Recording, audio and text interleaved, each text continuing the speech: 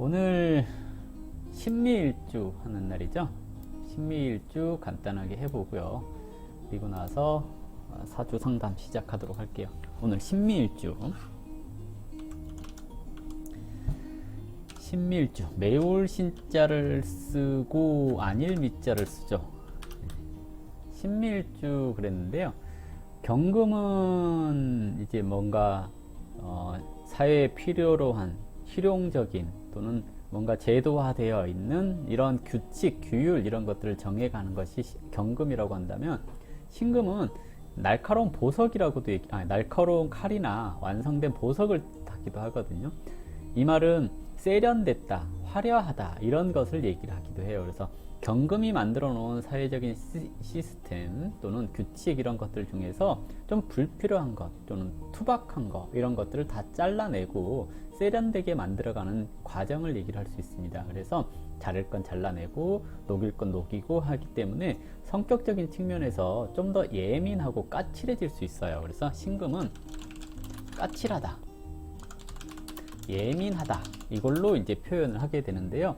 성격적으로 조금 내성적인 성향을 가지게 되는 경우가 많습니다. 근데 목적을 이루기 위해서는 굉장히 적극적으로 변하게 되는 경우들이 많거든요. 그래서 깔끔하고 단정한 것을 좋아하기도 하고 좀 결벽증이 있기도 하고 그렇습니다. 날카로운 칼날이나 완성된 보석을 얘기를 하기 때문에 예민한 성격과 예리한 판단으로 한 가지 재주를 가지고 있다라고 얘기를 하는 것이 신금일간의 특징이고요.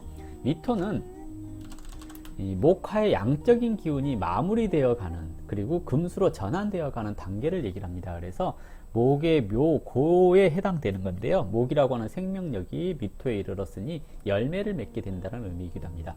보통 나무 목에다가 한일자를 이렇게 넣어서 위를 잘라버리는 걸 얘기를 하거든요. 나무가 더 이상 성장하지 말고 이제 열매를 맺어 가라 라고 하는 것을 얘기를 해요. 그래서 열매 맺는 시기 이렇게 얘기를 해볼 수가 있겠거든요. 근데 안일 미자를 썼잖아요. 그래서 아직 맛이 들지 않았다라는 의미이기도 합니다. 즉 마무리가 되지 않았다라는 얘기인데요. 목과 화는 내가 배운 것을 사회에 써먹는, 적용하는 단계를 얘기를 하는 거고요. 금수는 숙련되어서 전문가 소리를 듣는 단계를 금수 그러거든요. 그러면 미토는 전문가도 아니고 사회 초년생도 아닌 그런 좀 어중간한 상태를 얘기를 하기도 합니다. 그래서 미토를 가지고 있는 사람들은 뭔가 조금 부족하다, 어중간하다 이런 생각을 하게 될 수 있습니다 라고 얘기를 하거든요. 여러 가지 것들에 능숙하긴 하지만 한 가지 분야에는 전문적이지 못한 단계가 미토라고 얘기를 하는 건데요.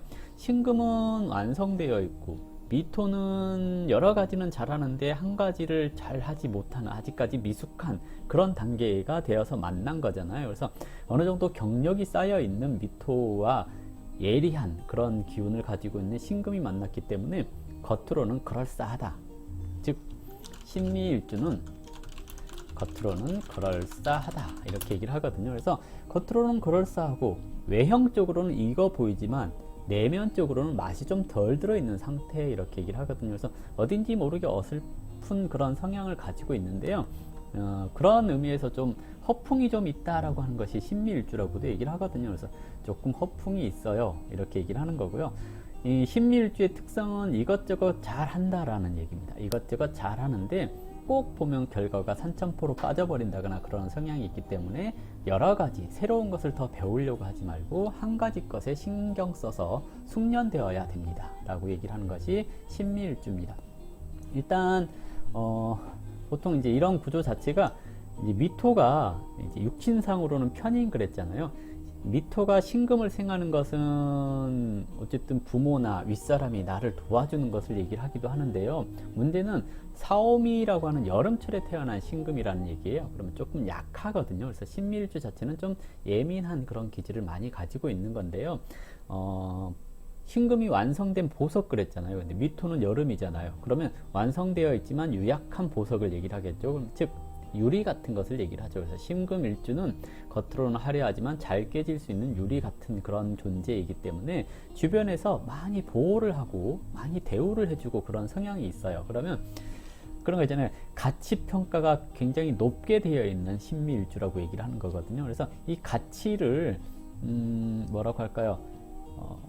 좀 제대로 된 가치 평가가 아니라 좀 과평가되어 있는 가치 평가라는 얘기잖아요. 그렇기 때문에 그 실속이 없어서 계속 대우를 받고 하니까는 자기 실력은 좀 부족한데 어딜 가서나 나 실력 있다라고 얘기하는 그런, 그래서 처음에는 다 잘하지만 끝이 흐지부지 되어버리는 그런 특성이 있는 것이 신미일주라고 볼 수 있을 겁니다. 그래서 일단 일지에 편인을 두었으니 생각이 좀 많은 편이고 여러 가지 것에 관심이 좀 많은 그런 편이긴 하지만 흐지부지 되어버리는, 즉 용두삼이 되기 쉬운 것이 신미일주의 특징이라고 얘기를 하는 거고요.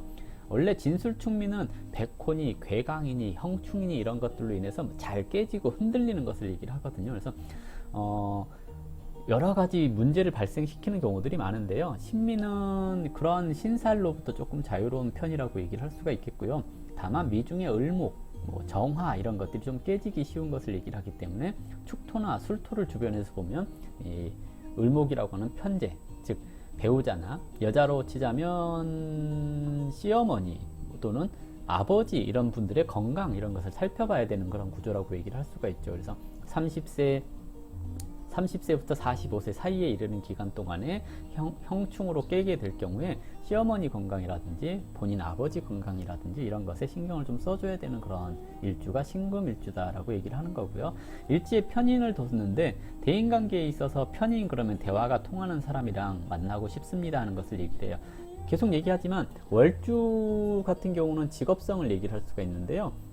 일지 같은 경우는 개인적인 성향을 얘기를 하는 거예요. 그래서 배우자를 만날 때 어떤 사람을 주로 만나려고 한다, 또는 사람을 만날 때 어떤 관점을 가지고 만나려고 한다라고 하는 것을 얘기를 하거든요. 그래서 일지에 편인을 뒀으니 대화가 통하는 사람, 취미가 비슷한 사람, 이런 사람을 만난다는 얘기거든요. 그래서 대체적으로 애정적인 성향에 있어서도 이게 좌우를 하는데, 신미라고 하는 특성은 유리처럼 보호받기를 원하는 것을 얘기를 하기 때문에 남자는 마마보이가 정말 많아요.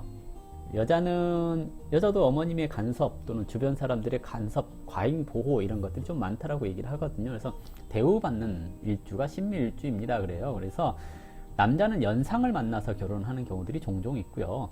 여자들 같은 경우는 남자의 사랑을 많이 받습니다라고 얘기를 하거든요. 근데 사주에서 수가 없으면 그 가치가 오래 보존되지를 못하거든요. 그래서 사주에 수가 있는지를 먼저 살펴봐야 될 겁니다. 만약 수가 없다면 처음에는 대우받지만 갈수록 자기 스스로가 너무 예민해진다거나 또는 뭔가 이렇게 어딘가에 집착하거나 강박관념 같은 게 생길 수가 있거든요. 사주에서 수가 있으면 그런 경향이 좀 떨어져요. 그래서 대우받는 것을 좀 더 오랫동안 스스로가 자기 자신을 가치 있게 만들기 위해서 노력을 하기 때문에 항상 사랑받는 일주가 신미일주입니다 라고 얘기를 하죠. 근데 사주에 수가 없으면 처음에만 사랑받고 시간 지나면 사랑받기 어려운 이런 것을 얘기를 할 수도 있을 거예요. 그러니까 사주에 수가 있나 없나 잘 살펴보시는 게 좋고요. 그리고 또 뭐가 있을까요? 배우자까지 있으면 다 했나? 12운성으로 치자면 세지인데 세지는 유약하다라는 의미일 뿐이고요. 그 위의 것들 뭐 크게 작용하고 그러지는 않습니다. 뭔가 조금 미토라고 해서 조금 어설픈 그런 설명이었던 것 같은데요. 원래 미토 자체가 들어가면 항상 뭔가 어설프고 뭔가 부족하고 그렇거든요. 그래서 신미일주를 설명하다 보니까 저도 좀 어설프고 부족한 설명을 한 것 같습니다. 이걸로 오늘 신미일주 마무리하고요. 질문 이제 뭐 사주라든지 이런 거 궁금하신 분들이 좀 있는 것 같은데요.